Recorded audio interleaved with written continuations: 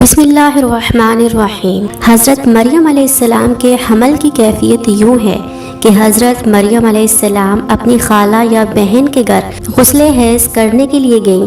پھر وہ پردہ لٹکانا چاہتی تھیں کہ حضرت جبرائیل علیہ السلام ایک بے ریش اور خوبصورت نوجوان کی شکل میں ظاہر ہوئے۔ حضرت مریم علیہ السلام نے دیکھا کہ یہ نامحرم میری طرف متوجہ ہے تو حضرت مریم علیہ السلام نے اس سے فرمایا، میں پناہ مانگتی ہوں تم سے ساتھ اللہ کے، اگر تو پرہیزگار ہے۔ حضرت جبرائیل علیہ السلام نے کہا، میں وہ شخص نہیں ہوں کہ جس سے تو ڈرے، میں اللہ کا فرشتہ ہوں اور تجھے پاکیزہ لڑکا بخشنے آیا ہوں، جس کو قرآن پاک نے یوں بیان فرمایا ہے۔ ترجمہ: فرشتے نے کہا، اے مریم، اللہ تمہیں خوشخبری دیتے ہیں اپنی طرف سے ایک کلمے کی، اس کا نام مسیح عیسیٰ بن مریم ہوگا، وہ دنیا اور آخرت میں مرتبے والا ہوگا اور اللہ کے قریبی بندوں میں سے ہوگا، لوگوں سے باتیں کرے گا جب جھولے میں ہوگا اور جب پوری عمر کا ہوگا وہ نیک بندوں میں سے ہوگا۔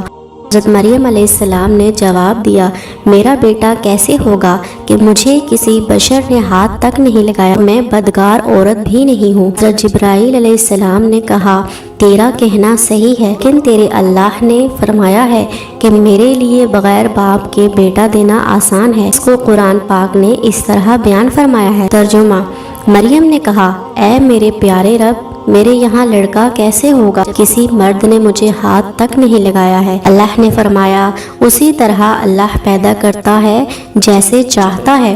جب وہ کسی کام کا فیصلہ کر لیتا ہے تو اس کو کہتا ہے ہو جا، بس وہ ہو جاتا ہے۔ حضرت عیسیٰ علیہ السلام کی پیدائش۔ فرض یہ کہ تمام بشارتوں کے بعد حضرت جبرائیل علیہ السلام نے حضرت مریم علیہ السلام کے گریبان میں روح مبارک کو پھونک دیا، جس سے فی الفور حمل ٹھہر گیا۔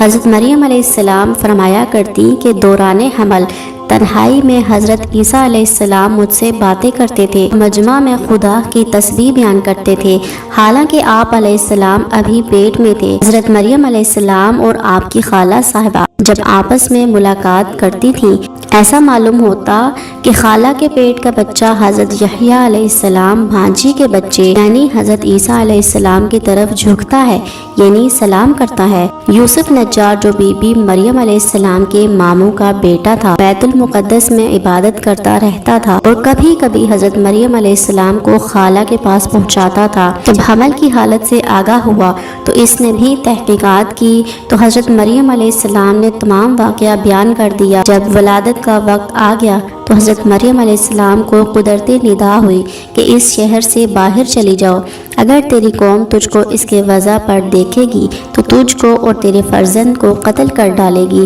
حضرت مریم علیہ السلام یوسف نجار کو لے کر بیت المقدس سے روانہ ہو گئی۔ حضرت جبرائیل علیہ السلام ان کی راہ پر تھے۔ جب 2 فرسنگ راہ قطع کی تو حضرت مریم بیت اللہ میں پہنچی، وہاں شدت درد بڑھ گئی، سواری سے اتری اور پشت مبارک ایک خشک خرمے سے لگا کر بیٹھ گئی۔ تفسیر حقانی میں ہے کہ ایک پرانا مکان تھا جس میں خشک کھجور کا ایک درخت تھا، جسے ٹیک لگائی اور پھر بغیر تکلیف کے حضرت عیسیٰ علیہ السلام پیدا ہوئے۔ اس وقت حضرت مریم علیہ السلام نے عرض کیا کہ اے کاش میں اس حال سے پہلے ہی مر جاتی۔ حق تعالیٰ نے ملائکہ کو بھیجا اور اپنے فضل و کرم سے وہیں ان کے پاؤں کے نیچے ایک چشمے کا پانی ظاہر کر دیا۔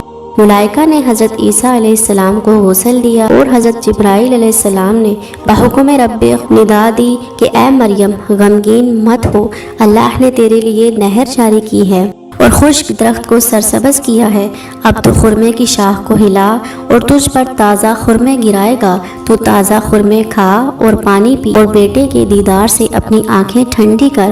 حضرت مریم علیہ السلام نے کہا کہ اگر لوگ مجھ سے پوچھیں کہ یہ بچہ کہاں سے لائی ہے تو میں کیا جواب دوں گی؟ حضرت جبرائیل علیہ السلام نے کہا، اگر تو کسی کو دیکھے تو اشارے سے کہہ دینا کہ میں نے خدا کے لیے روزہ نظر کیا ہے کہ کسی بنی آدم سے بات نہ کروں گی۔